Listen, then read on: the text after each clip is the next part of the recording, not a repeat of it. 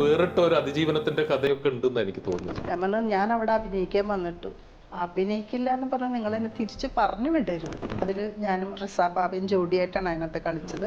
ഈ പ്രവാസത്തിലേക്ക് വന്നത് ജീവിക്കാൻ വേണ്ടിയിട്ടുള്ള ഒരു നെട്ടോട്ടത്തിലാണ്. ഇങ്ങനെ ഒരു പ്രശ്നം ഉണ്ടെന്ന് പറഞ്ഞപ്പോൾ ഞാൻ പുള്ളിയെ തിരക്കി ഓടി. പക്ഷെ ബാബുച്ചേട്ടനെ ഹെൽപ്പ് ചെയ്യുന്ന മനുഷ്യനില്ല. ദുഷ്ടന്മാരാണെന്ന് ഞാൻ പറയും. ഒരു മനുഷ്യനോട് കാണിക്കാൻ പാടില്ലാത്തതാണ് അവർ ചെയ്തുകൊണ്ടിരുന്നത്. അവരോട് സംസാരിക്കുന്നത് ശരിക്കും പറഞ്ഞു കഴിഞ്ഞാൽ അവരൊക്കെ നമ്മുടെ സർവന്റുകളാണ്. നമ്മളുടെ ക്യാഷ് കൊണ്ടാണ് അവർ ജീവിക്കുന്നത്. മീൻ തെറുക്കി വെച്ചിരിക്കുന്ന പോലെ കിടത്തിയിരിക്കുക. ഇതാണ് നമ്മുടെ സർക്കാർ. നമ്മുടെ കളമശ്ശേരിയിൽ നമ്മുടെ ഗവൺമെന്റിന്റെ ആംബുലൻസിന്റെ കഥ കേട്ടാലുണ്ടല്ല, ഇത്രയും കേട് കാണിക്കുന്ന ഒരു ഹോസ്പിറ്റലും ഇനി എൻ്റെ ജീവിതത്തിൽ ഞങ്ങൾ പോവില്ല തീരുമാനിച്ചിട്ടുണ്ട്.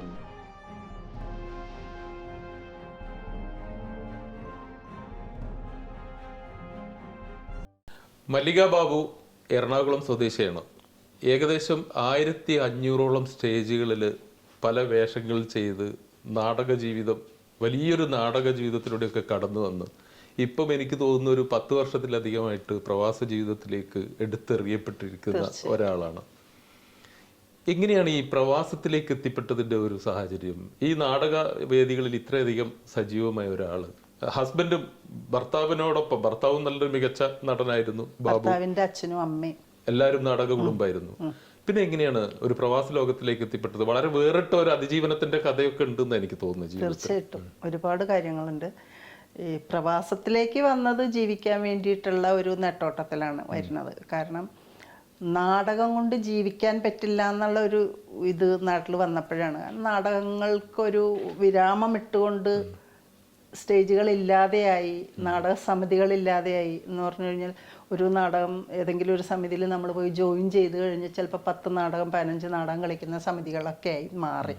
അപ്പോൾ തീർച്ചയായിട്ടും നമുക്ക് ജീവിക്കാൻ പറ്റാത്തൊരവസ്ഥയായി. ഞങ്ങൾ ശരിക്കും പറഞ്ഞാൽ നാടകത്തിന് വേണ്ടി ജീവിതം ഒഴിഞ്ഞു വെച്ചവരാണ് ഞാനും എൻ്റെ ഹസ്ബൻഡും, ഹസ്ബൻഡിൻ്റെ അമ്മയും ഹസ്ബൻഡിൻ്റെ അച്ഛനൊക്കെ. അച്ഛനെന്ന് പറഞ്ഞു കഴിഞ്ഞാൽ പൊന്നിക്കര ഗംഗാധരൻ, പുള്ളി PJ ആൻ്റണി മാഷ്, ഗോവിന്ദൻകുട്ടി ചേട്ടൻ, ശങ്കരാടി ചേട്ടനൊക്കെ ഇട്ട് നല്ലൊരു കൂട്ടുകാരനായിരുന്നു അവർ തമ്മിൽ. അവർ പൊന്നിക്കരയിൽ വരികയും, പൊന്നിക്കര ഷാപ്പിലെ കള്ള് ഭയങ്കര പ്രസക്തിയാണല്ലോ, അത് മേടിക്കാനും കഴിക്കാനൊക്കെ അവരവിടെ വരും. അപ്പം അങ്ങനെ ആ ഒരു കുടുംബമായിരുന്നു ബാബുച്ചേട്ടൻ്റെ.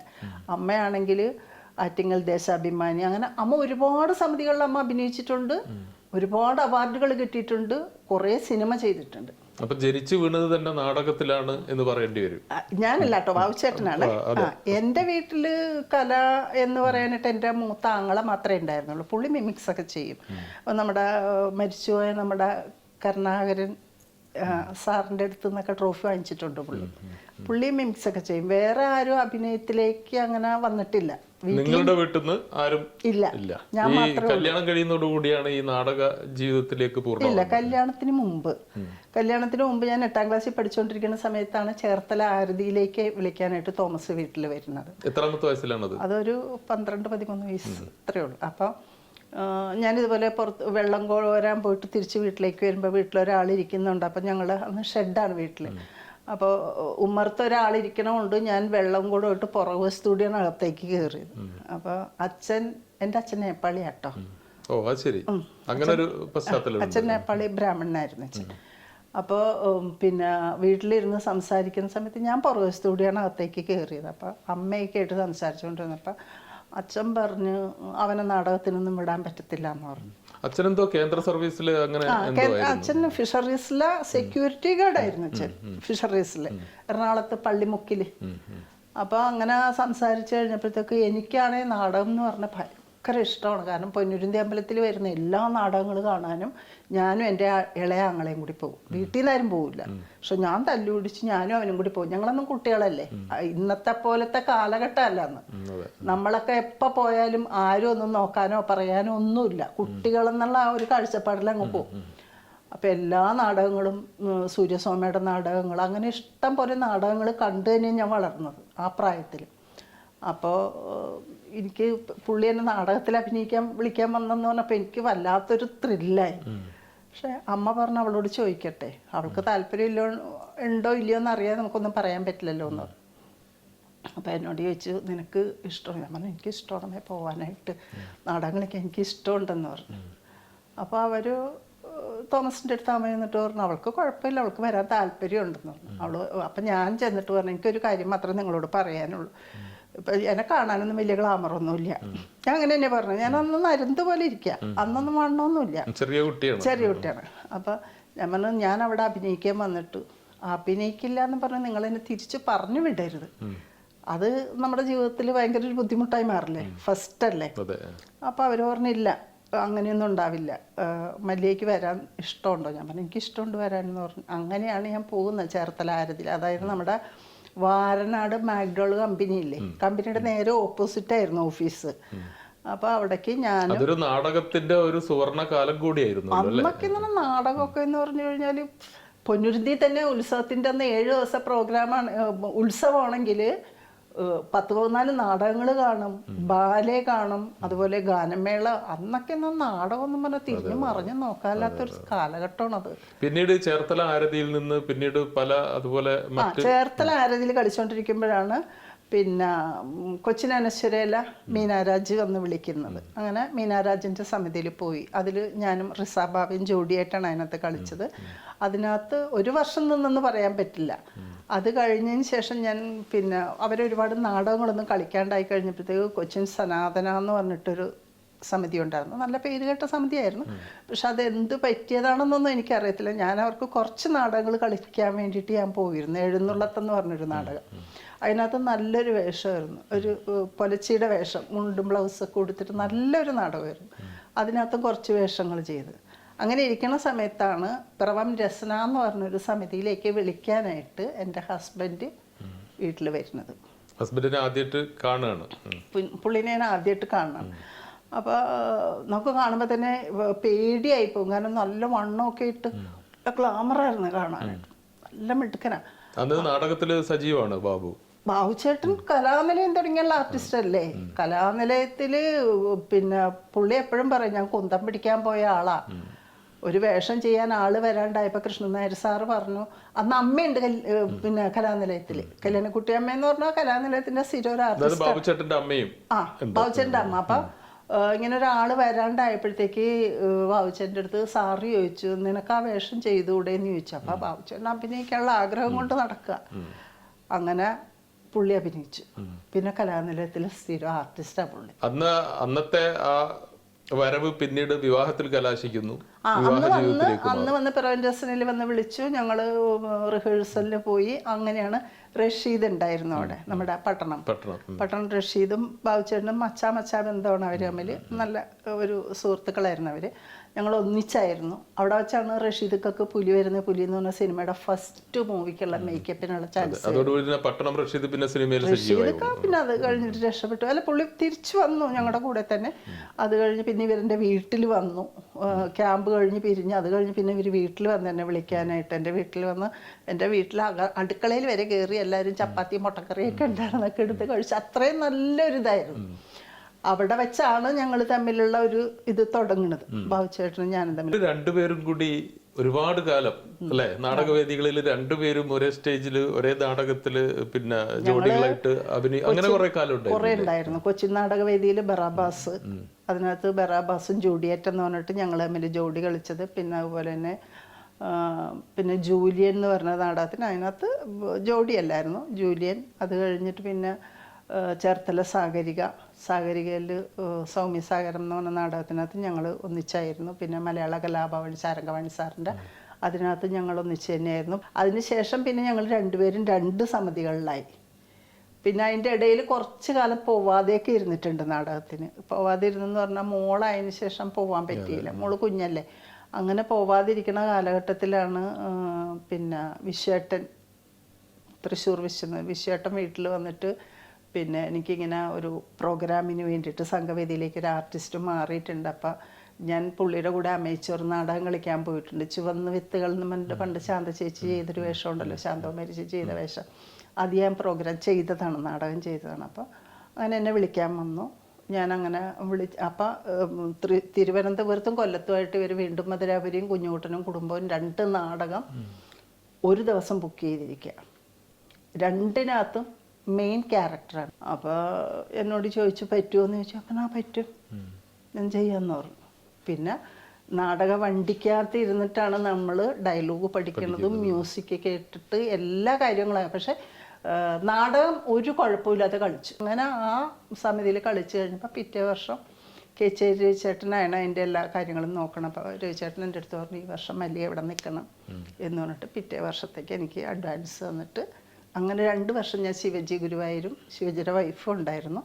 ഞങ്ങൾ ഒന്നിച്ച് 2 വർഷം ഉണ്ടായിരുന്നു. നിങ്ങളുടെ കൂടെയും ബാബുട്ടന്റെ കൂടെയും ഇവരുടെയൊക്കെ കൂടെ സജീവമായ പലരും പിൽക്കാലത്ത് സിനിമകളിലൊക്കെ കയറി സജീവമായി. എന്തുകൊണ്ട് അങ്ങനെ ഒരു ഓപ്പർച്യൂണിറ്റി ഒന്നും വന്ന് കിട്ടിയില്ലേ? സിനിമ അങ്ങനെ നോക്കിയിട്ടില്ല. കാരണം നാടകത്തോട് വല്ലാത്തൊരു അഭിനിവേശമായിരുന്നു. സിനിമ പണ്ട് ഒരു സീരിയല് അവരിങ്ങനെ ഒരു അറബിക്കടലിന്റെ റാണി എന്ന് പറഞ്ഞൊരു സീരിയൽ ഉണ്ടായിരുന്നു പണ്ട്. അപ്പം ഞാൻ തൃശ്ശൂർ സംഘവേദിയിൽ കളിച്ചുകൊണ്ടിരിക്കുന്ന സമയത്താണ്. അപ്പം നാടകത്തിന് പോകാനായിട്ട് ഞങ്ങൾ ജെട്ടിയിൽ നിന്ന് ഇങ്ങോട്ട് ഇറങ്ങുമ്പോൾ അവർ എന്നെ അന്വേഷിച്ച് വീട്ടിലേക്ക് വരിക. അപ്പോൾ ഇങ്ങനെ ചോദിച്ചപ്പോൾ അവർ പറഞ്ഞു അവർക്ക് 10 ദിവസത്തേക്ക് കളിച്ചിട്ട് കൊടുക്കണം എന്ന് പറഞ്ഞു. അപ്പം ഞാൻ പറഞ്ഞു ബുദ്ധിമുട്ടാണ്, പ്രോഗ്രാം കണ്ടിന്യൂസ് ആയിട്ടുള്ളത് കൊണ്ട് എനിക്ക് വരാൻ ബുദ്ധിമുട്ടാന്ന് പറഞ്ഞിട്ട് അങ്ങനെ നല്ലൊരു വേഷം ഞാനത് പോയത്. വളരെ രണ്ടുപേരുടെയും വളരെ സജീവമായ ഒരു നാടകകാലം, അതുപോലെ തന്നെ വളരെ സജീവമായ ഒരു ദാമ്പത്യകാലം പിന്നീട് എപ്പോഴാണ് ജീവിതത്തിൽ ചെറുതായിട്ടൊന്ന് കാലിടറാൻ തുടങ്ങിയത്? ഞങ്ങള് കല്യാണം കഴിച്ച് ഞങ്ങൾ ജീവിക്കുമ്പോൾ ഫസ്റ്റിലെ ഒന്നും വലിയ പ്രശ്നങ്ങളൊന്നും ഇല്ല. ആദ്യം പുള്ളി കഴിക്കുമായിരുന്നു, എന്നെ കല്യാണം കഴിക്കുന്ന ടൈമിനും പുള്ളി കഴിക്കുകയൊക്കെ ചെയ്യുമായിരുന്നു. പക്ഷെ അത് നാട്ടിൽ ഞങ്ങൾ പോഞ്ഞിക്കരയിൽ നിൽക്കുന്ന സമയത്ത് എന്നെ കൊണ്ടുപോയി പുള്ളിക്കാരൻ്റെ വീട്ടിൽ ചെന്ന് ഞങ്ങൾ അവിടെ താമസിക്കുന്ന സമയത്ത് ഫസ്റ്റ് ഉണ്ടായ ഒരു പ്രശ്നമുണ്ട്. അവിടെ ഒരു പ്രശ്നം നടക്കുന്നപ്പോൾ അതിനകത്ത് ബാബുചേട്ടൻ ഇൻവോൾവ് ആണെന്നൊക്കെ പറഞ്ഞപ്പോഴത്തേക്കും നമ്മൾ പെണ്ണുങ്ങളാണല്ലോ, പ്രത്യേകിച്ച് പെണ്ണുങ്ങളെന്നതിനേക്കാൾ ഉപരി ഞാനൊരു ചെറുതാണ്, ഒരു കുട്ടിയാണ്. 10-17 വയസ്സെന്നൊക്കെ പറയുമ്പോൾ അറിയാമല്ലോ. അപ്പം ഞാൻ പെട്ടെന്ന് ഇങ്ങനെ ഒരു പ്രശ്നം ഉണ്ടെന്ന് പറഞ്ഞപ്പോൾ ഞാൻ പുള്ളിയെ തിരക്കി ഓടി. അവിടെ ചെന്നത് ഇഷ്ടമായില്ല. അപ്പോൾ അവിടെ നിന്ന് വന്നു കഴിഞ്ഞിട്ട് ഒറ്റയടി അങ്ങ് അടിച്ചു. ശരിക്കും പറഞ്ഞിട്ട് ഞാൻ ഇങ്ങനെ ഇരിക്കണം, ഞാനാ 3 കാരണം പറഞ്ഞ് ഞാൻ താഴെ പോയി. ഞാൻ എവിടെ പോയി എന്ത് പ്രശ്നം ഉണ്ടാക്കിക്കോട്ടെ, നീ അന്വേഷിച്ച് വരാൻ പാടില്ല, നീ വീട്ടിലിരുന്നാൽ മതി, നീ ഭാര്യയാണ്, ഞാൻ വീട്ടിൽ വരും എന്ന് പറഞ്ഞു. അതിന് ശേഷം പിന്നെ ഞാൻ അങ്ങനെ പോയിട്ടില്ല. കാരണം അന്നത്തെ ആ ഒരടിയോടുകൂടി എനിക്കും മതിയായി. കാരണം പുള്ളിയുടെ ഒരടി താങ്ങാനുള്ള കരുത്തൊന്നും അന്ന് എനിക്കില്ല.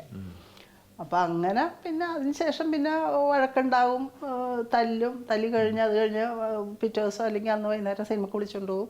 അപ്പം അങ്ങനെ സ്നേഹക്കുറവില്ല പുള്ളിക്ക്. അങ്ങനത്തെ ഒരു ജീവിതമായിരുന്നു ഞങ്ങൾ ജീവിച്ചതൊക്കെ. ഞങ്ങൾ നന്നായിട്ട് തന്നെ ജീവിച്ചു. നമുക്കിത്തിരി പൈസയ്ക്കുള്ളൊരു ബുദ്ധിമുട്ടുണ്ടായിരുന്നു ജീവിതത്തിൽ, അതേ ഉള്ളൂ. അല്ലാതെ വേറെയുള്ള പ്രശ്നങ്ങളൊന്നുമില്ല. ഒരുപാട് പട്ടിണി കിടന്നിട്ടുണ്ട് ബാബുച്ചൻ്റെ വീട്ടിൽ വെച്ചിട്ട്. കാരണം നാടകങ്ങൾ സീസൺ കഴിയുന്ന സമയത്തൊക്കെ നമ്മുടെ കയ്യിൽ പൈസ ഉണ്ടാവില്ല. നമ്മൾ 6 മാസം നാടകം 6 മാസം വെറുതെ ഇരിക്കുന്ന ഒരു സമയമാണല്ലോ. ഇത് ഒരുപാട് പഴയ കാലത്തെ നാടക പ്രവർത്തകരുടെ ഒക്കെ ഒരു ജീവിതം. പലപ്പോഴും ഇത്തരം ദുരിതങ്ങളിലൂടെ കടന്നു പോയിട്ടുള്ള ഒരുപാട് കഥകൾ നമുക്കറിയാം. ചേച്ചി അതുപോലെ ഇനി മുന്നോട്ട് പോകാൻ പറ്റില്ല, ഈ ജീവിതം തന്നെ അവസാനിപ്പിച്ച് കളയാമെന്നൊക്കെ തോന്നുന്ന ബുദ്ധിമുട്ടും കഷ്ടപ്പാടുകളൊക്കെ നമ്മൾ എങ്ങനെയെങ്കിലുമൊക്കെ തരണം ചെയ്ത് പോകും. ഞാൻ നാട്ടിൽ നിൽക്കുന്ന സമയത്ത് വീട്ടുജോലിക്ക് വരെ പോയിട്ടുണ്ട്. കാരണം നമ്മൾ അന്തസ്സായിട്ടൊരു ജോലി ചെയ്യണതിനകത്ത് എനിക്കൊരു ബുദ്ധിമുട്ടുമില്ല. കാരണം നമ്മൾ മാനമായിട്ടുള്ള തൊഴിലെടുക്കുക. ഒരു വീട്ടുജോലി എന്ന് പറയുന്നത് ഒരു കുക്കിംഗ് അത്ര മോശപ്പെട്ട ഒരു പണിയാണ്. അതൊക്കെ തന്നെയാണല്ലോ അതൊക്കെ തന്നെയാണ് ചെയ്യുന്നത്. ഇവിടെ ഏറ്റവും കൂടുതൽ ഇങ്ങനെ ചെയ്യുന്നത് ഭക്ഷണം ഉണ്ടാക്കുക എന്ന് പറയുന്നത് നമുക്കത് കഴിയണം. നമ്മളിപ്പോ ഒരു ഭക്ഷണം ഒരാൾക്ക് ഉണ്ടാക്കി കൊടുത്തിട്ട് ഇഷ്ടപ്പെട്ടില്ല നമ്മളെ പിന്നെ വിളിക്കില്ല. തീർച്ചയായിട്ടും. അപ്പൊ നമ്മൾ ആ ഒരു രീതിയിൽ പിന്നെ അഭിനയം അത് ഖത്തറിൽ വന്നിട്ട് മാറ്റി വെച്ചിട്ടില്ല. അത് മാറ്റിവെക്കില്ല. അത് ഇവിടെ നിന്ന് നാട്ടിൽ ചെന്നാലും ഏതെങ്കിലും നാടക സമിതികളിൽ എവിടെയെങ്കിലും പോയി അഭിനയിക്കാൻ പോകണം എന്നുള്ള ഒരു താല്പര്യമാണ്. പിന്നെ സീരിയൽ ഒരു 10-15 ഞാൻ ചെയ്തിട്ടുണ്ട്. AM നസീർ സാറിന്റെ സീരിയലുകളാണ് കൂടുതൽ ചെയ്തിരിക്കുന്നത്. നല്ല മനുഷ്യനാണ്. അങ്ങനെ നല്ല സീരിയലുകളും ചെയ്തിരുന്ന ആളാണ്.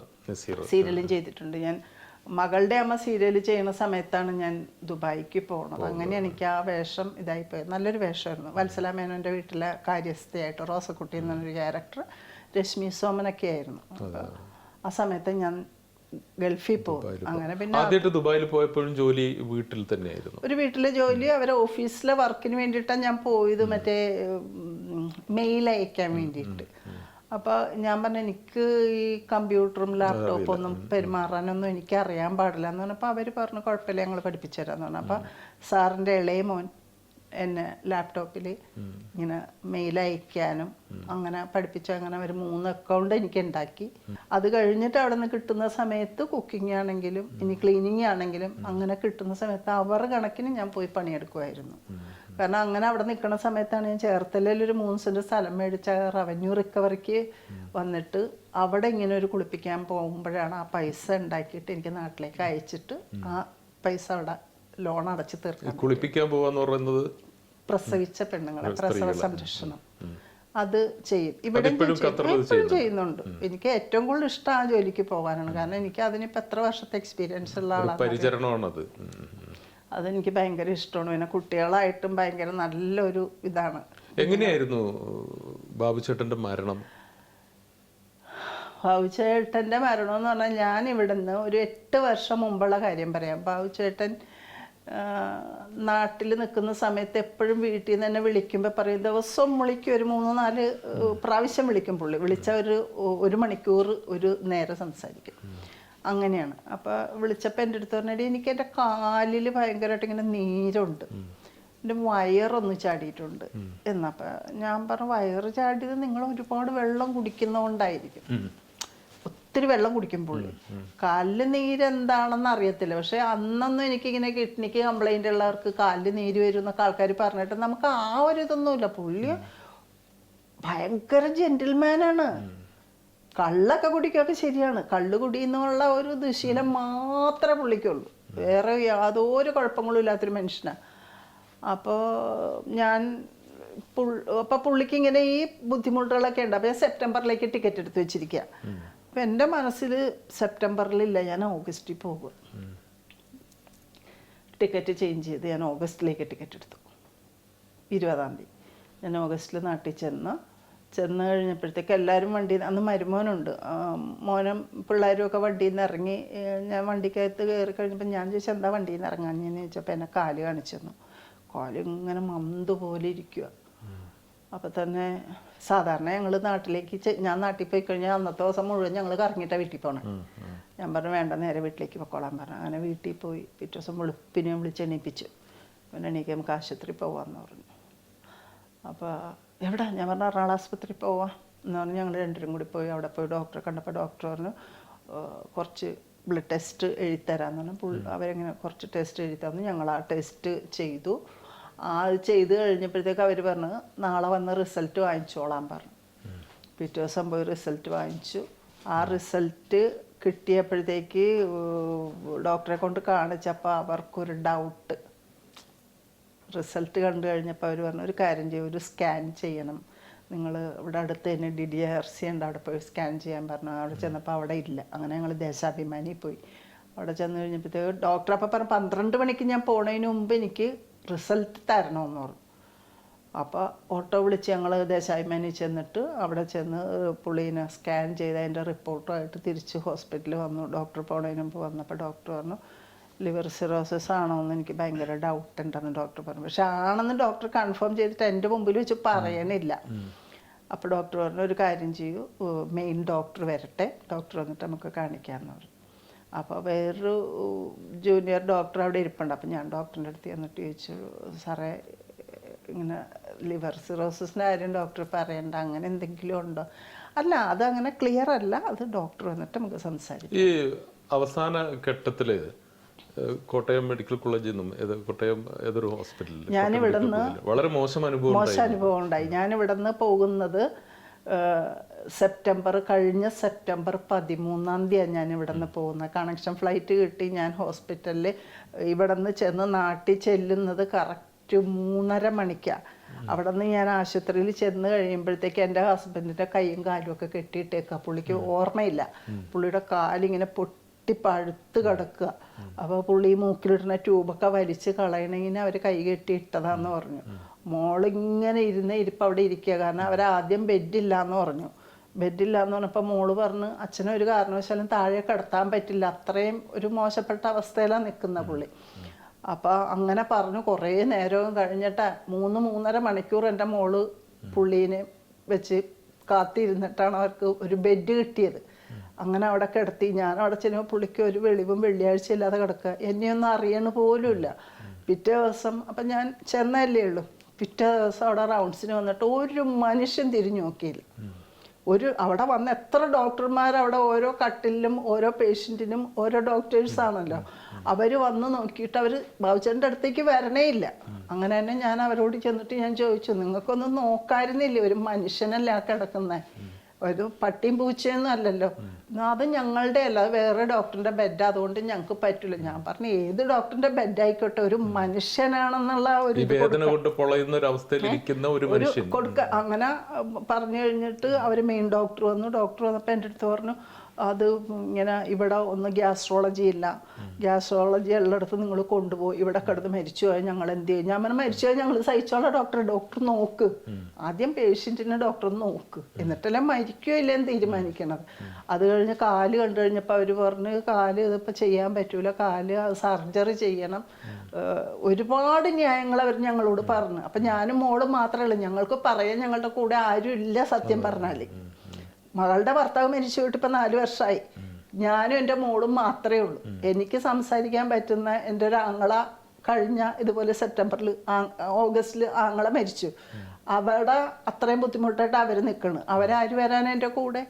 അവസാനം ഞങ്ങളിത് പറഞ്ഞു കഴിഞ്ഞപ്പോഴത്തേക്കും അവർ പിന്നെ ഹസ്ബൻഡിനെ ഇവർ നോക്കിയിട്ടില്ല. സത്യം പറഞ്ഞാൽ കളമശ്ശേരി മെഡിക്കൽ കോളേജിൽ അത്രയും വൃത്തികേടാണ് അവർ കാണിക്കുന്നത്. എന്നിട്ട് ഞാൻ ഒരുപാട് ഒച്ചപ്പാടും മെഡിക്കൽ കോളേജ് പോലെ തന്നെ കളമശ്ശേരിയിലായിരുന്നു ഇത് കളമശ്ശേരിയിലായിരുന്നു ആദ്യം കൊണ്ടുപോയത്.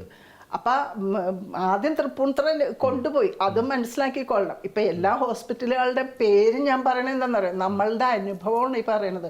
എൻ്റെ മോള് ഫസ്റ്റിലെ കൊണ്ടുപോയത് തൃപ്പൂണിത്തുറ ലക്ഷ്മിയിലായിരുന്നു. കാരണം അവിടെയാണ് ബാബുച്ചേട്ടനെ ട്രീറ്റ് ചെയ്തിരുന്ന ഡോക്ടർ ഉണ്ടായിരുന്നത്, ടോണി ഡോക്ടർ. അവിടെ ചെന്ന് കഴിഞ്ഞ് ബാബുച്ചേട്ടനോട് അഡ്മിറ്റ് ചെയ്യാൻ നേരത്തെ എന്തോ ആവശ്യത്തിന് പൈസ കെട്ടിവെക്കേണ്ട ആവശ്യം വന്നപ്പോൾ മോള് പറഞ്ഞ് എൻ്റെ കയ്യിൽ ഇപ്പം ഇച്ചിരി പൈസ ഉള്ളതുകൊണ്ടും, നിസ്സാര പൈസയുള്ള അവളുടെ അടുത്ത് പൈസ ഇല്ല, അമ്മ നാളെ വരുമ്പോൾ പൈസ കെട്ടിക്കോളാന്ന് പറഞ്ഞു. അവിടെ അഡ്മിറ്റ് ചെയ്യാൻ പോയ ബാബുച്ചേട്ടനെ അവരവിടെ നിന്ന് എന്തൊക്കെയോ കള്ളത്തരങ്ങൾ പറഞ്ഞിട്ട് ബാബുച്ചേട്ടനെ കോട്ടയം മെഡിക്കൽ, നിങ്ങൾ കളമശ്ശേരി മെഡിക്കൽ കോളേജിൽ കൊണ്ടുപോകാൻ പറഞ്ഞിട്ട് ആംബുലൻസിൽ കയറ്റി ബാബുച്ചേട്ടനെ. ഓർമ്മയും കൂടി ഇല്ലാണ്ടിരിക്കുന്ന പുള്ളിക്കാരനെ ഹോസ്പിറ്റലിൽ നിന്ന് ആംബുലൻസിൽ കയറ്റി മോളെയായിട്ട് പറഞ്ഞു വിടുക അവർ ആംബുലൻസിൽ കളമശ്ശേരിയിലേക്ക്. അവിടെ ചെന്നിട്ട് അവർ നോക്കണ്ടേ, അവർ നോക്കിയില്ല. എത്ര സമയം പുറത്ത് ആ സ്ട്രെച്ചറിൽ പുള്ളി കിടന്നു എന്നറിയോ? അത് കഴിഞ്ഞതിന് ശേഷം ഇവരൊന്നും നോക്കിയില്ല, ബെഡ് കൊടുത്തില്ല. മോളെ ഒച്ചപ്പാടും വെള്ളം ഉണ്ടാക്കിയപ്പോഴാണ് ബെഡ് കൊടുക്കണത്. എന്നിട്ട് ഞാൻ ചെല്ലുമ്പോഴും പുള്ളീനെ ഒന്നും നോക്കിയിട്ടില്ല. അവൾ പറഞ്ഞ അമ്മ അച്ഛന് എന്തെങ്കിലും ഒരു മരുന്ന് അവർ കൊടുക്കണ്ടേ, ഒരു പെയിൻ മാറാനുള്ളത്, ഇതൊന്നും അവർ ചെയ്തില്ല. അവസാനം പിറ്റേ ദിവസം ഞാനന്ന് 3 മണിക്ക് ചെന്ന് പിറ്റേ ദിവസം സംസാരിച്ച് ഡോക്ടേഴ്സൊക്കെ ആയിട്ട് ഒരുപാട് ഒച്ചപ്പാടും വെള്ളം ഉണ്ടാക്കി കഴിഞ്ഞപ്പോഴത്തേക്ക് ഞാൻ പറഞ്ഞു, ഈ പുള്ളിനെ നിങ്ങൾ എന്തുകൊണ്ടാണ് നിങ്ങൾ ICUയിൽ കൊണ്ടുപോവാത്തേന്ന് ചോദിച്ചു. അത് ഞാൻ പറഞ്ഞു നിങ്ങളൊന്നും പറയണ്ട, എൻ്റെ ഹസ്ബൻഡിനെ നിങ്ങൾ ഇപ്പം ICUയിൽ കൊണ്ടുപോകണം, കൊണ്ടുപോയേ പറ്റൂ എന്ന് പറഞ്ഞിട്ട് അത്രയും പ്രശ്നങ്ങൾ ഉണ്ടാക്കിയപ്പോൾ പുള്ളീനെ അവർ ICUയിൽ ആക്കി. ICUയിലാക്കിയിട്ട് അവർ ചെയ്ത പരിപാടി എന്താണെന്ന് അറിയണം? പുള്ളി ICUയിൽ കിടക്കുക. അപ്പോൾ ICUയിലോട്ട് നമുക്ക് എല്ലാവർക്കും കയറാൻ പറ്റില്ലല്ലോ. അപ്പോൾ ഇവർ ഇടക്ക് ഇങ്ങനെ അനൗൺസ്മെൻ്റ് ഉണ്ട്, ഇന്ന ആളുടെ ആൾക്കാർ ബൈസ്റ്റാൻഡർ ആരാന്ന് വെച്ചാൽ അവർ വരണമെന്ന് പറഞ്ഞ് ഇവർ അനൗൺസ് ചെയ്യുമ്പോൾ ഞങ്ങൾ ഇരിക്കുന്നിടത്ത് നിന്ന് ഓടിച്ചേരും. ഞാൻ മോള് ശരിക്കും പറഞ്ഞാൽ ആ വാതിക്കെ തന്നെ നിൽക്കുക. അപ്പം ചെല്ലുമ്പോൾ പുള്ളിയുടെ കാലിൽ നിന്ന് ഇങ്ങനെ വെള്ളം ഒഴുകുക, അതിങ്ങനെ നിറഞ്ഞു കിടക്കുക.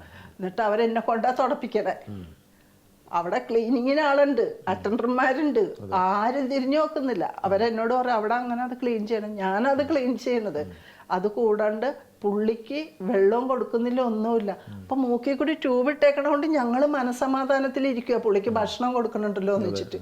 ഞാൻ നോക്കുമ്പോഴുണ്ടല്ല അതിൻ്റെ ഇത് ഇടിച്ചിട്ടിരിക്കുക. എത്ര ദിവസം ബാബുച്ചേട്ടൻ അവിടെ വെള്ളവും കൂടി കുടിക്കാതെ അവിടെ കിടന്നിട്ടുണ്ടെന്ന് അറിയാമോ?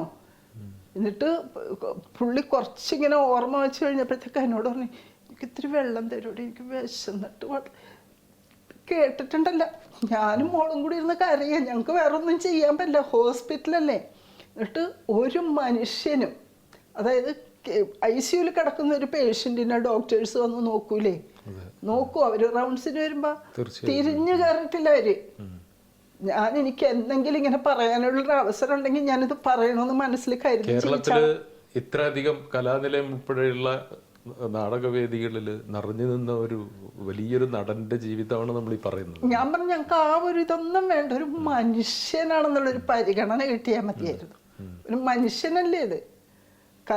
പുള്ളി നല്ലൊരു കലാകാരനാണ്, അറിയുന്ന ആൾക്കാർക്കൊക്കെ പുള്ളി അറിയാം. പക്ഷെ നമ്മൾ ആ സമയത്ത് ഇതൊന്നും പറയാനല്ല നമ്മൾ ചെല്ലണം. നമ്മളെങ്ങനെയെങ്കിലും പുള്ളീനെ ഒന്ന് അവിടെ നിന്ന് റിക്കവർ ആക്കി കൊണ്ടുവരിക. ഞാൻ നാട്ടിൽ നിന്ന് പോരുമ്പോൾ നല്ലപോലെ എണീറ്റ് നടക്കുന്ന മനുഷ്യൻ ഈ ഒരു അവസ്ഥ കിടക്കുമ്പോൾ എൻ്റെ ഒരു മാനസികാവസ്ഥ ഒന്ന് മനസ്സിലാക്കി. എന്നിട്ട് ഞാൻ ഇവരോട് ചോദിച്ചു, ഇത് നിങ്ങൾ ബാബുച്ചേട്ടന് ഒന്നും കൊടുക്കണില്ലേ, വെള്ളമൊന്നും കൊടുക്കണം? അപ്പം ഒരു നേഴ്സ് എൻ്റെ അടുത്ത് ആദ്യം പറഞ്ഞു, ചേച്ചി ചായ വാങ്ങിച്ചിട്ടുണ്ടോന്നോളാൻ പറഞ്ഞു. അങ്ങനെ ചായ മേടിച്ചാൽ കൊണ്ടുവന്ന് കഴിഞ്ഞപ്പോഴത്തേക്കും മറ്റവർ വന്നിട്ട് ഓടി വന്നിട്ട് പറയാം, വേറൊരു ഡോക്ടർ, അയ്യോ ചായ ഒന്നും കൊടുക്കാൻ പറ്റില്ല എന്ന് പറഞ്ഞു. കൊടുപ്പിച്ചില്ല ഇവര്. അപ്പോൾ ഇവർ പറഞ്ഞു ചുണ്ടൊക്കെ നനച്ചു കൊടുക്കണം എന്ന് പറഞ്ഞു. ഞാൻ മോളോട് പറഞ്ഞു, മോളെ ആ ഗ്ലാസ്സിനകത്ത് നല്ല വെള്ളം എടുക്കാൻ പറഞ്ഞു. എന്നിട്ട് കോട്ടൺ ഉണ്ടല്ലോ, കോട്ടൺ മുക്കിയിട്ട് ഞാൻ പിഴിഞ്ഞ് വെള്ളം കൊടുക്കുമായിരുന്നു ഇവരെ കാണാതെ. അവർ പറഞ്ഞു എന്തെങ്കിലും കൊടുത്തിട്ടുണ്ട് ഇവിടെ ഗ്യാസ്ട്രോളജിയിൽ ആള് മരിച്ചു പോയാൽ ഞങ്ങൾ സമാധാനം പറയേണ്ടതെന്ന്. അപ്പം ഞാനവരോട് പറഞ്ഞു മരിച്ചു പോയാൽ ഞങ്ങൾ സഹിച്ചോളാം, പക്ഷെ ഒരു മനുഷ്യനൊരു ദാഹിക്കണ വെള്ളം കൊടുക്കണോ? ഇവർ വെള്ളം കൊടുത്തില്ല എന്ന് മാത്രമല്ല കേട്ടാ, പുള്ളിനെ രാവിലെ തുടയ്ക്കാൻ വിളിക്കും. എല്ലാവരും വരും തുടയ്ക്കാനായിട്ട്. പേഷ്യൻറ്റിൻ്റെ ആൾക്കാർ ബൈസ്റ്റാൻഡർമാർ വന്നിട്ട് തുടയ്ക്കും. അപ്പോൾ അവിടെ ഒരു അറ്റൻഡർ ഉണ്ടാവും ഹെൽപ്പ് ചെയ്യാൻ. പക്ഷെ ബാബുച്ചേട്ടനെ ഹെൽപ്പ് ചെയ്യാൻ ഒരു മനുഷ്യനില്ല, ഞാനും മോളും കൂടി. അപ്പോൾ പുള്ളി മോശനൊക്കെ പോയിട്ടുണ്ടാവും. അപ്പം മോള് ഞാൻ പറഞ്ഞു അച്ഛനല്ലേ മോളൊന്ന് നോക്കട്ടെ, മോള് പിടിച്ചതാന്ന് പറഞ്ഞിട്ട് ചരിച്ച് കിടത്തിയിട്ട് ഞാനും മോളും കൂടിയാണ് ചെയ്തുകൊണ്ടിരുന്നത്. കളമശ്ശേരിയിൽ ദുഷ്ടന്മാരാണെന്ന് ഞാൻ പറയും. ഒരു മനുഷ്യനോട് കാണിക്കാൻ പാടില്ലാത്തതാണ് അവർ ചെയ്തുകൊണ്ടിരുന്നത്. അവസാനം കോട്ടയം മെഡിക്കൽ കോളേജിലോട്ട് കൊണ്ടുപോകാൻ പറഞ്ഞു ഞങ്ങളോട്. കാരണം പുള്ളീനെ സ്കാൻ ചെയ്തപ്പോൾ ലിവറിനകത്തൊരു ചെറിയൊരു മുഴ പോലെ കണ്ട്, അത് ക്യാൻസർ ആണോ എന്നൊരു ഡൗട്ട് ഉണ്ട്. അതുകൊണ്ട് നിങ്ങളൊരു കാര്യം ചെയ്യൂ, കോട്ടയത്തേക്ക് കോട്ടയം മെഡിക്കൽ കോളേജിലേക്ക് കൊണ്ടുപോകാൻ പറഞ്ഞു. എന്നിട്ട് ആംബുലൻസിൽ അനുഭവം കേൾക്കണോ? ഞാൻ എന്നിട്ട് മോളോട് പറഞ്ഞു, ഇനിയിപ്പോൾ ക്യാൻസർ ആണെങ്കിൽ എന്ത് ചെയ്യും മഞ്ജു? എന്നാ പിന്നെ നമുക്ക് കോട്ടയത്തേക്ക് ഒന്ന് വിളിച്ച് ചോദിക്കാം. ഞാനിവിടുന്ന് പോകുമ്പോൾ എൻ്റെ കയ്യിൽ 500 റിയാലിൻ്റെ പൈസ രേഷ്മയുടെ കൈ കൊടുത്തിട്ട് ഞാൻ പറഞ്ഞു ഒന്ന് എൻ്റെ അക്കൗണ്ടിൽ ഇട്ടേക്കണം എന്ന് പറഞ്ഞിട്ട് ആ 500 റിയാലിൻ്റെ ഇന്ത്യൻ രൂപ എൻ്റെ അക്കൗണ്ടിലുള്ളൂ. എന്നിട്ട് പിന്നെ കളമശ്ശേരിയിൽ നിന്ന് കോട്ടയത്തേക്ക് കൊണ്ടുപോകാനായിട്ട് ഞാൻ ഇവരോട് പറഞ്ഞു, ശരി എന്നാൽ കൊണ്ടുപോകാം, ക്യാൻസർ ആണെങ്കിൽ അതിനുള്ള ഇത് കോട്ടയത്തുണ്ടല്ലോ. കൊണ്ടുപോകാൻ വേണ്ടിയിട്ട് നോക്കി കഴിഞ്ഞപ്പോഴത്തേക്ക് ഇവർ ഡിസ്ചാർജ് തരണ്ടേ. ഇവരിട്ട് വൈകിക്കുക. അന്ന് ഓണാണ്, ഓണത്തിന്റെ ടൈമിന് ഇവര് ഡിസ്ചാർജ്. അപ്പം രാവിലെ മോളാ പോയി ചോദിച്ചത്. അവർ പറഞ്ഞു ഞങ്ങൾ ഡോക്ടർ വന്നിട്ടില്ല, ഡോക്ടർ വരുമ്പോൾ ഡിസ്ചാർജിൻ്റെ ഇത് എഴുതി തരാമെന്ന് പറഞ്ഞു. അപ്പം അതിൻ്റെ ഇടയ്ക്ക് ഇവരൊരു കാര്യം ചെയ്തു, വെന്റിലേറ്ററിൽ 3 ദിവസം കിടത്തണമെന്ന് പറഞ്ഞു. കളമശ്ശേരിയിൽ വെന്റിലേറ്ററിൽ 3 ദിവസം. അപ്പൊ മഞ്ജു പറഞ്ഞ അമ്മേ അച്ഛനെ വെന്റിലേറ്ററിൽ കിടത്തണമെന്ന് ഡോക്ടർമാർ പറയണ്ടല്ലോ. ഞാൻ പറഞ്ഞു വെന്റിലേറ്ററിൽ കിടത്തിയിട്ട് ഇങ്ങോട്ട് തിരിച്ചെടുക്കണത് ബോഡി ആയിരിക്കും മോളെ. നമ്മളുടെ അനുഭവങ്ങളും ജീവിതത്തിൽ അറിവ് വെച്ചിട്ട് ഞാൻ പറയുന്നത്, വെന്റിലേറ്ററിൽ കിടത്താൻ പറ്റില്ല ഡോക്ടർ എന്ന് ഞാൻ പറഞ്ഞു. വെന്റിലേറ്ററിൽ കിടത്തേണ്ട ഒരു പേഷ്യൻ്റ് ഒന്നും അല്ലല്ലോ അങ്ങേര് എന്ന് പറഞ്ഞു. അപ്പൊ അവർക്ക് മനസ്സിലായി നമ്മൾക്ക് കാര്യങ്ങൾ അറിയാം, പക്ഷെ നമുക്ക് സംസാരിക്കാൻ ആളില്ലാഞ്ഞിട്ടാണെന്ന്. അങ്ങനെ വെന്റിലേറ്ററിൽ കിടത്താൻ ഞാൻ സമ്മതിച്ചില്ല, ദുർബല വിഭാഗമാണ് എന്നവർക്ക് ബോധ്യപ്പെട്ടു.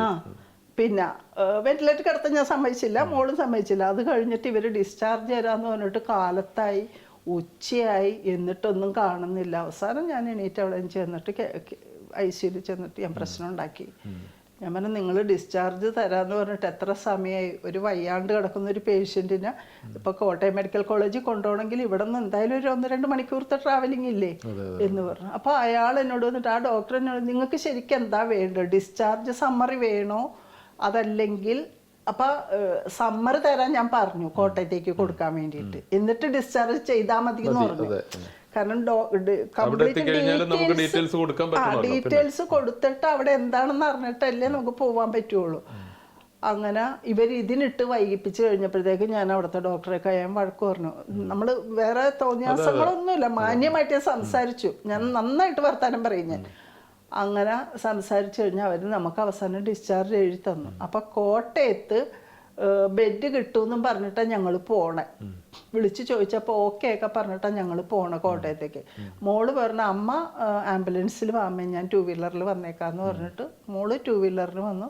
ഞാൻ ആംബുലൻസിൽ, നമ്മുടെ കളമശ്ശേരിയിൽ നമ്മുടെ ഗവൺമെൻറ്റിൻ്റെ ആംബുലൻസിൻ്റെ കഥ കേട്ടാലുണ്ടല്ലോ, ആംബുലൻസിൽ ബാബുച്ചേട്ടനെ കിടത്തി. ഒരാൾക്ക് കിടക്കാനുള്ള ഒരു ഇതല്ലേ ഉള്ള അതിനകത്ത്. ബെൽറ്റ് പോലും ഇല്ല. ശരിക്കും പറഞ്ഞാൽ പുള്ളീനെ ഒരു ബെൽറ്റ് ഇട്ടിട്ട് ഇങ്ങനെ ഇത് ചെയ്തിട്ടുണ്ട്. തല വെക്കുന്നിടത്ത് ആ സാധനങ്ങൾ കംപ്ലീറ്റ് ഇളകി പറഞ്ഞു കിടക്കുക ഈ ആംബുലൻസിനകത്ത്. അപ്പം അവരെന്നോട് പറയും, ചേച്ചി ബക്കറ്റ് വെച്ചിട്ടുണ്ട്, ചേച്ചിക്ക് ചിലപ്പോൾ വൊമിറ്റ് ചെയ്യാൻ വരും, അപ്പം അങ്ങനെയാണെങ്കിൽ ബക്കറ്റ് എടുത്തോ എന്ന് പറഞ്ഞു. അപ്പം ഞാൻ ആംബുലൻസ് സാധാരണ രീതിയിൽ ആംബുലൻസിൻ്റെ ഇത് എനിക്കറിയില്ല കേട്ടോ. എൻ്റെ ആങ്ങളെ മരിച്ചപ്പോൾ ആങ്ങളേനെ കോട്ടയം മെഡിക്കൽ കോളേജിലേക്ക് കൊണ്ടുപോയത് നല്ലൊരു വണ്ടിക്കകത്തായിരുന്നു. ഈ ആംബുലൻസ് അതിനകത്തോട്ട് കയറി വണ്ടി അങ്ങോട്ട് വിട്ട് കഴിഞ്ഞപ്പോഴത്തേക്ക് ഈ സംഗതി സ്ട്രെച്ചർ കിടന്ന് ഇളകി ബാബുച്ചൻ്റെ തല വെളിയിലായി. പുള്ളിക്ക് ഓർമ്മയില്ല. ഞാൻ എന്ത് ചെയ്ത്, എനിക്കാണെങ്കിൽ ഇങ്ങനെ പിടിച്ചില്ല, എനിക്ക് ഇരിക്കാൻ പറ്റില്ല. വണ്ടി അത്ര സ്പീഡിൽ പോയിക്കൊണ്ടിരിക്കുക. ഞാൻ ഈ ഒരു കൈ കൊണ്ട് ഇങ്ങനെ പിടിച്ചിട്ട് ഈ എൻ്റെ ഒരു കാലുകൊണ്ട് ഞാൻ ആംബുലൻസിൻ്റെ ആ സ്ട്രെച്ചർ ഇങ്ങനെ ചവിട്ടി പിടിച്ച് ഈ കൈ കൊണ്ട് ബാബുച്ചൻ്റെ തല ഇങ്ങനെ താങ്ങി ഞാൻ പിടിച്ചിരിക്കുക. ഞാൻ ഇവരെ വിളിച്ചിട്ട് ഇവർ കേൾക്കണ്ടോ? ഇവർ കേൾക്കണമില്ല, ഒന്നുമില്ല. ആ ഒരു ആംബുലൻസിലെ യാത്ര ഞാൻ, എൻ്റെ പൊന്നെ, എനിക്ക് ആംബുലൻസിലെ യാത്ര മതിയായി. മരിക്കുന്നത് വരെ മറക്കില്ല, ഇനി ഒരിക്കലും മറക്കില്ല. കാരണം എന്ന് പറഞ്ഞു കഴിഞ്ഞാൽ നമ്മുടെ ഗവൺമെന്റിന് അപ്പം അവർ ഞങ്ങൾക്ക് വേണ്ടി ചെയ്തൊരു സഹായമാണ്. അവർ ഞങ്ങളോട് കളമശ്ശേരി മെഡിക്കൽ കോളേജിലെ ഡോക്ടർമാർ പറഞ്ഞത്, നിങ്ങൾക്ക് ഞങ്ങൾ ആംബുലൻസ് ഫ്രീ ആയിട്ട് തരുന്നുണ്ട്, നിങ്ങൾ ആംബുലൻസിൽ പോയാൽ മതി. ഔദാര്യം. അപ്പം നമ്മൾ ആംബുലൻസ് കുഴപ്പമില്ല.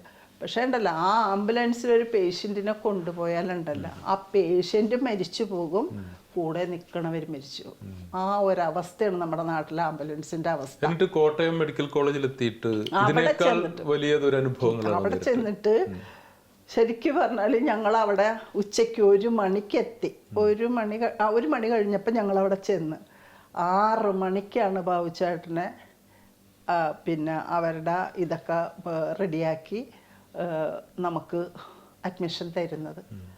അങ്ങനെ പേഷ്യൻ്റ് ഇങ്ങനെ ഈ നമ്മൾ ക്യൂ നിൽക്കുന്ന പോലെ ഇങ്ങനെ ആ വരാന്തയിൽ ഇങ്ങനെ പുള്ളി കിടക്കുക. ഞാനിങ്ങനെ എടുത്ത് നോക്കും, ഓടിച്ചെന്ന് ഇതിൻ്റെ കാര്യങ്ങൾ നോക്കും, മോളും ഞാനും കൂടി. അവസാനം ഇത് കിട്ടിക്കഴിഞ്ഞപ്പോഴത്തേക്ക് അവര് ഇതിപ്പോ ഒരുപാട് കൊല്ലങ്ങൾക്ക് മുമ്പ് നടന്ന സംഭവം 1 വർഷമായില്ലല്ലോ. കഴിഞ്ഞ സെപ്റ്റംബറിൽ നടക്കുന്ന സംഭവങ്ങളായി പറയണേ. അപ്പോഴും നമ്മൾ പറഞ്ഞുകൊണ്ടിരിക്കുന്നത് നമ്മൾ ആരോഗ്യ മേഖലയിൽ നമ്പർ 1 ആണ് കേരളം എന്നൊക്കെ പറഞ്ഞുകൊണ്ടിരിക്കുന്ന സമയത്ത്, ആരോഗ്യ മേഖലയിൽ നമ്പർ 1 എന്ന് പറഞ്ഞാൽ പ്രൈവറ്റ് ഹോസ്പിറ്റലൊക്കെ അങ്ങനെയായിരിക്കും എനിക്കറിയില്ല. പക്ഷെ ഗവൺമെന്റ് ഹോസ്പിറ്റൽ എന്ന് പറഞ്ഞാൽ കോട്ടയം മെഡിക്കൽ കോളേജ് ആയാലും ശരി, എറണാകുളം പിന്നെ കളമശ്ശേരി മെഡിക്കൽ കോളേജ് ആയാലും ശരി, ഇത്രയും നെറിവുകേട് കാണിക്കുന്ന ഒരു ഹോസ്പിറ്റലും ഇനി എൻ്റെ ജീവിതത്തിൽ ഞങ്ങൾ പോവില്ല തീരുമാനിച്ചിട്ടുണ്ട്. മഞ്ജു എൻ്റെ മോള് പറയാ, എൻ്റെ അമ്മേ ഇനി മരിച്ചാലും മെഡിക്കൽ കോളേജിലേക്ക് പോവില്ല. കാരണം അത്ര അനുഭവങ്ങൾ നമ്മുടെ ജീവിതത്തിലുണ്ട്. എന്നിട്ട് ഈ കളമശ്ശേരി കോട്ടയത്ത് കൊണ്ട് ചെന്നിട്ട് അവരെ ബെഡില്ല. ഒരു ഡോക്ടറോട് വെച്ചപ്പോൾ ബെഡൊന്നുമില്ല. അവർ നമ്മളോട് സംസാരിക്കുന്നത് ശരിക്കും പറഞ്ഞു കഴിഞ്ഞാൽ അവരൊക്കെ നമ്മുടെ സർവൻറ്റുകളാണ്, നമ്മളുടെ ക്യാഷ് കൊണ്ടാണ് അവർ ജീവിക്കുന്നത്. എന്നിട്ട് നമ്മളോട് അവർ പെരുമാറുന്നത് എങ്ങനെയാണെന്നറിയാവോ? ഏതാണ്ട് നികൃഷ്ട ജന്മങ്ങളെ കാണുന്നത് പോലെ അവർ നമ്മളെ കാണുന്നത്. എന്നിട്ട് ഞാൻ ആ സമയം കൊണ്ട് എനിക്ക് പരിചയമുള്ളവരെയൊക്കെ വിളിച്ച് ഞാനൊരു ബെഡിൻ്റെ കാര്യം റെഡിയാക്കാൻ വേണ്ടിയിട്ട് അലിയാർ സാറിലെ ഞാൻ പറഞ്ഞല്ലേ, അലിയാർ പുനപ്ര സാറിനെ വിളിച്ചൊക്കെ ഞാൻ പറഞ്ഞപ്പോൾ സാറിൻ്റെ ഫ്രണ്ടിൻ്റെ മോള് കോട്ടയം മെഡിക്കൽ കോളേജിൽ ഡോക്ടറാണ് അവർ. ആ ഒരു കെയർ ഓഫിൽ ഞങ്ങൾക്കൊരു ബെഡ് കിട്ടി. ബെഡ് ഇല്ലാതെ ഇങ്ങനെ കിടക്കുക.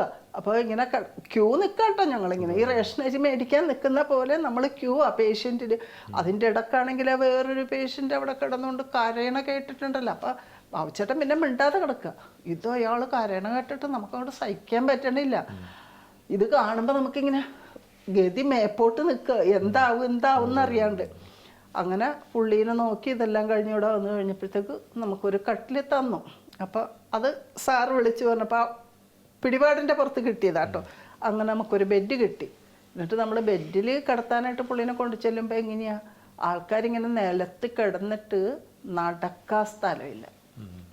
കോട്ടയം മെഡിക്കൽ കോളേജിൻ്റെ ഒരു അവസ്ഥയാണെന്ന് ആലോചിച്ച് നോക്കിക്കേ. നടക്കാൻ സ്ഥലമില്ല, അത്രയും ആൾക്കാരെ ഇങ്ങനെ നിരത്തി ഇങ്ങനെ ഈ മീൻ പെറുക്കി വെച്ചിരിക്കുന്ന പോലെ കിടത്തിയിരിക്കുക. ഇതാണ് നമ്മുടെ സർക്കാർ.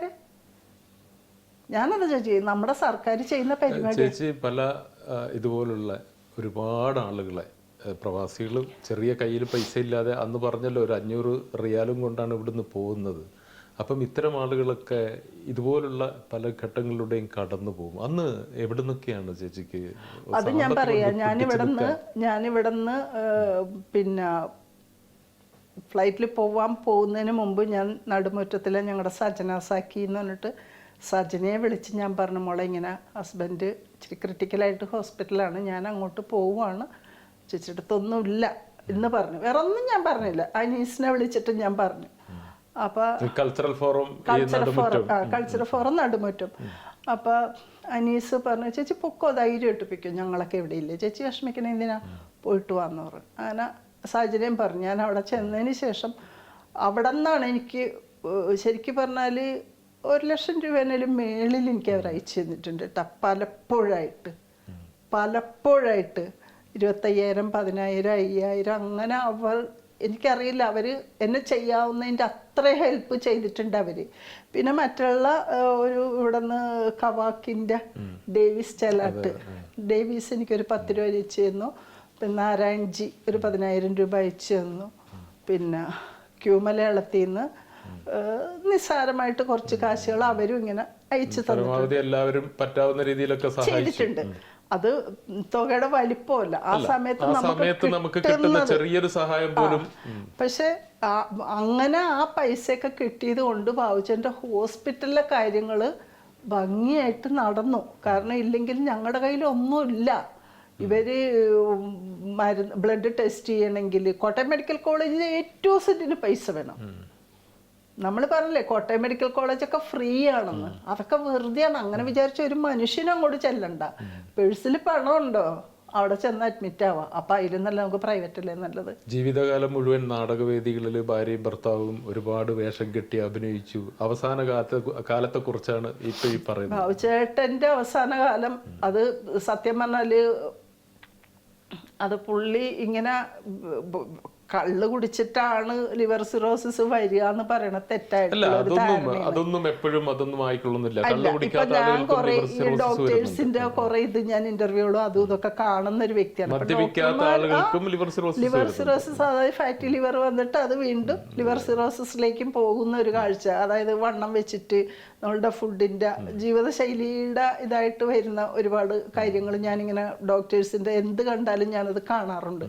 അപ്പൊ ഞാൻ ഓർക്കും ബാബുച്ചേട്ടൻ കള്ള് കുടിച്ചിട്ടൊന്നുമല്ല. പിന്നെ പറയുന്ന ഡോക്ടർ പറഞ്ഞ കള്ള് കുടിച്ചിട്ട് ഇങ്ങനെ ലിവർ സിറോസിസ് വരുന്ന ഒരു 3 വർഷത്തേക്കുള്ളിൽ ജീവിക്കില്ല എന്ന്. എൻ്റെ കെട്ടിയാൻ 8 വർഷം ജീവിച്ചു.